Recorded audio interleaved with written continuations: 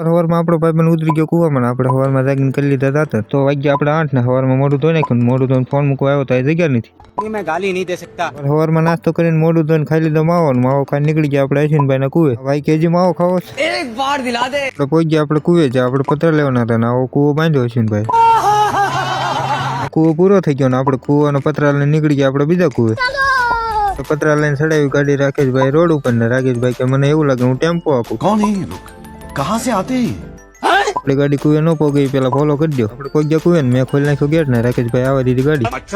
મકાન તમને કેવું લાગ્યું કોમેન્ટમાં કહેતા રહેજો ને. આપણે કોઈ ગયા કુવે ને રાકેશભાઈ કોઠી નાખ્યા પતરા. ફાઇનલી આપણે પતરા લઈને આવી ગયા ને કુવો આપણો ભરાઈ ગયો તો પાણીનો ને આ ભાઈ ઉતર્યા નાવા. આ ભાઈને ઉતરાતા ઉતરાઈ ગયો ને પછી આપણે ખેઈને કાઢ્યા બહાર ને પછી કે અમને ટાઈટ હોય. मैं गाली नहीं दे सकता। फैमिली देखती है। પાણી ખાલી કરીને આપણે કરી દીધું કામ ચાલુ ને આ ભાઈ કે મારો વિડીયો બનાવી લે. થોડો ઘણો ગાળ કાઢીને આપણે નીકળી ગયા આપણા કુવા તરફ. બુટેલમાં આ ભાઈની પાણીપુરી કોને કોને ખાધી કોમેન્ટમાં કહેતા જજો. પાણીપુરી ખાઈને આપણે કોઈ ગયા વાળું કરીને વાળું પરથી આપણે બધી લઈ લીધી વસ્તુ. રાકેશભાઈ બધી વસ્તુ મને પકડાઈ દીધી ને આવા નવા બ્લોગ જોવા માટે ફોલો કરતા જજો. મળીએ હવે બીજા બ્લોગમાં.